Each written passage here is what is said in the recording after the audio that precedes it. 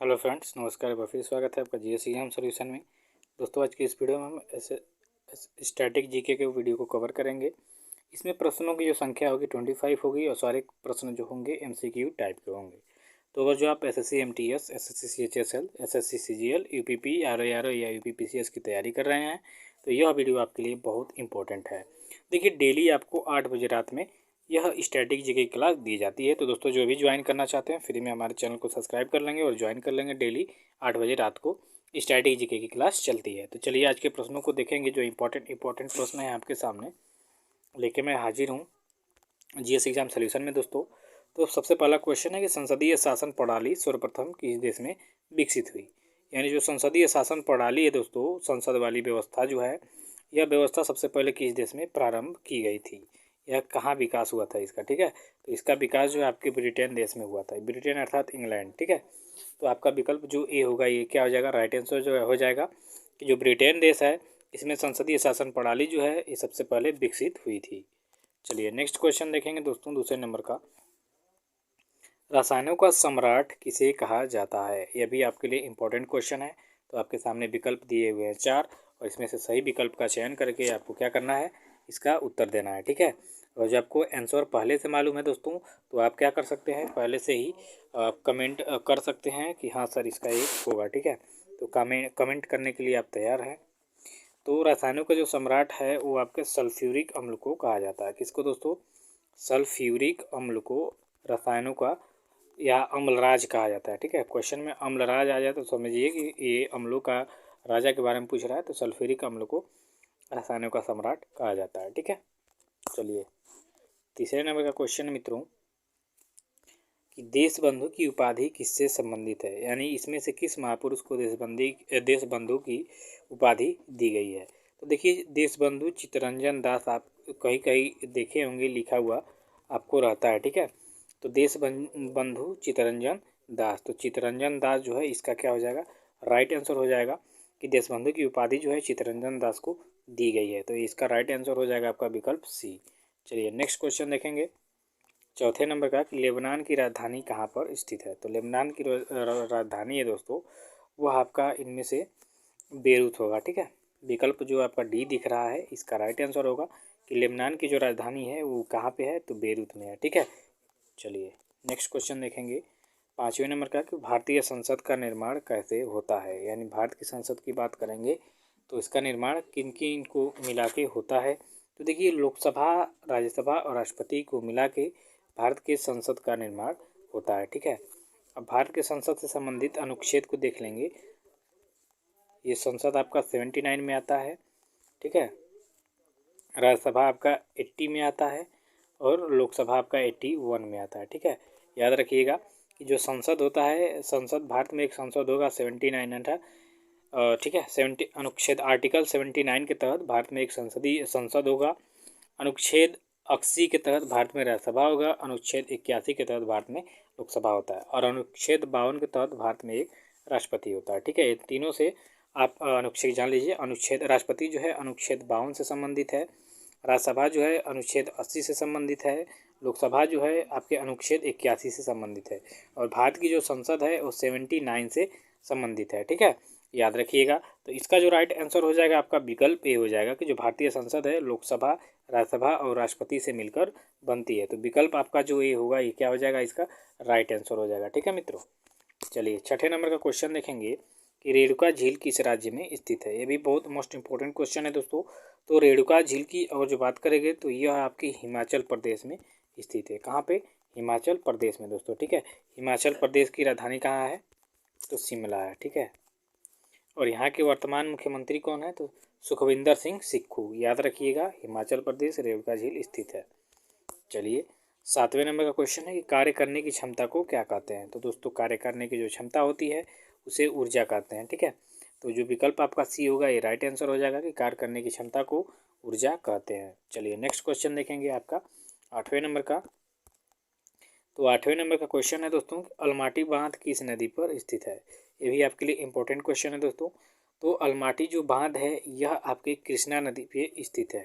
ठीक है, अलमाटी जो बांध है वो किस पे स्थित है, कहाँ स्थित है? तो आपकी कृष्णा नदी पे स्थित है। किस नदी पे दोस्तों?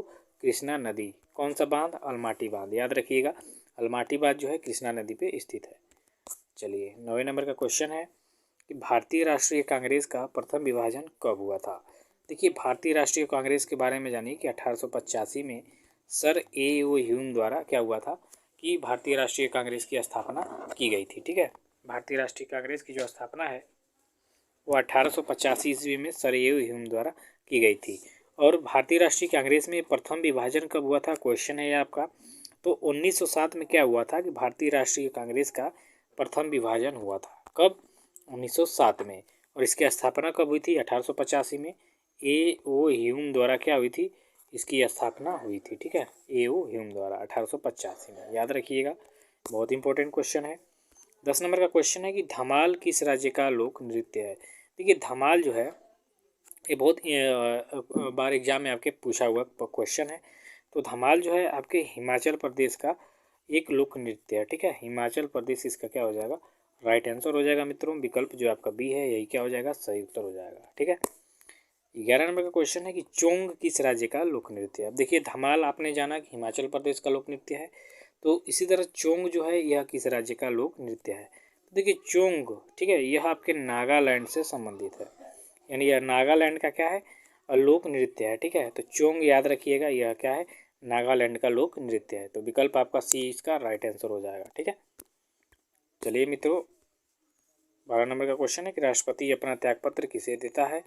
तो राष्ट्रपति जो होता है भारत के जो वर्तमान राष्ट्रपति होते हैं, अगर जो अपने पद से हटना चाहते हैं या अपने पद का त्याग करना चाहते हैं, तो जो वह अपने पद का त्यागपत्र जो देना चाहते हैं वो किनको देंगे? तो भारत का जो वर्तमान उपराष्ट्रपति होते हैं उनको राष्ट्रपति अपना त्यागपत्र देते हैं। तो विकल्प जो आपका डी हुआ ये राइट आंसर हो जाएगा।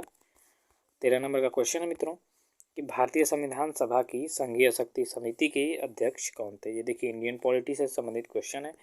तो इसका राइट आंसर हो जाएगा ए जवाहरलाल नेहरू। जवाहरलाल नेहरू जो थे संघीय शक्ति समिति के अध्यक्ष थे। कौन? जवाहरलाल नेहरू। ठीक है, तो विकल्प जो आपका ए होगा ये क्या हो जाएगा? इसका राइट आंसर हो जाएगा मित्रों।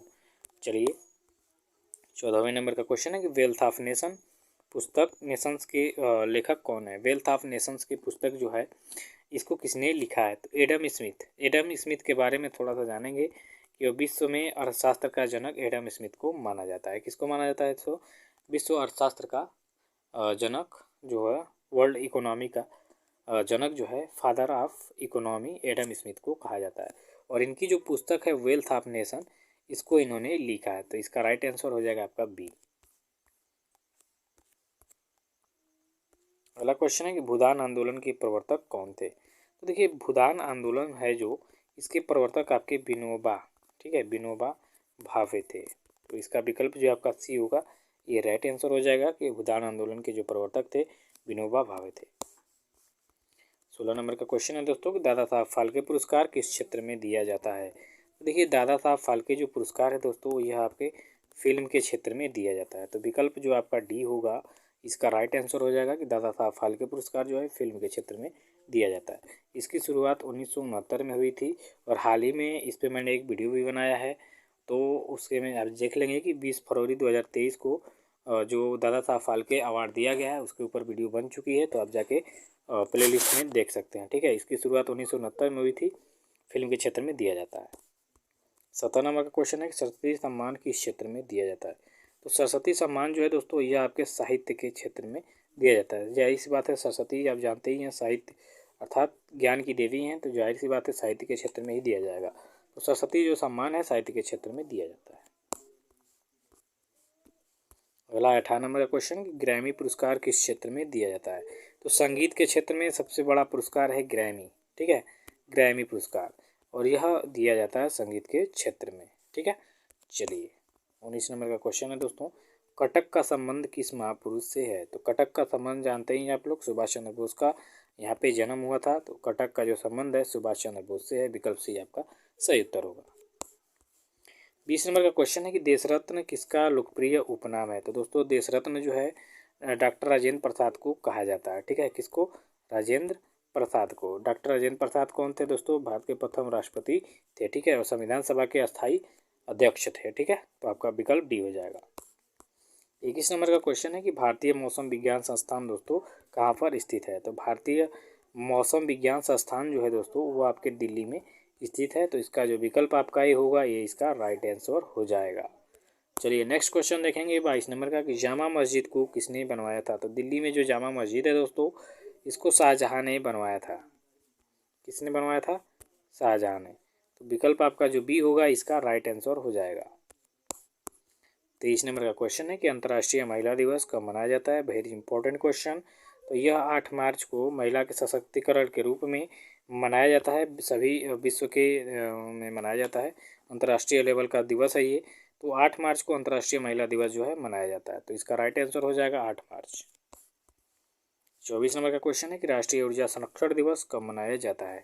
तो दोस्तों राष्ट्रीय ऊर्जा संरक्षण दिवस जो है प्रतिवर्ष 14 दिसंबर को मनाया जाता है। कब मनाया जाता है दोस्तों? 14 दिसंबर को। कब? कौन सा दिवस? तो राष्ट्रीय ऊर्जा संरक्षण दिवस। तो विकल्प आपका क्या हो जाएगा? डी राइट आंसर हो जाएगा। ठीक है। चलिए 25 नंबर का क्वेश्चन है कि विश्व रेड क्रॉस दिवस कब मनाया जाता है। तो दोस्तों विश्व रेड क्रॉस जो दिवस है वो आपको 8 मई को मनाया जाता है। तो विकल्प आपका जो ए होगा, इसका राइट आंसर हो जाएगा। ठीक है। चलिए मिलते हैं नेक्स्ट वीडियो में, तब तक के लिए धन्यवाद। Thank you so much.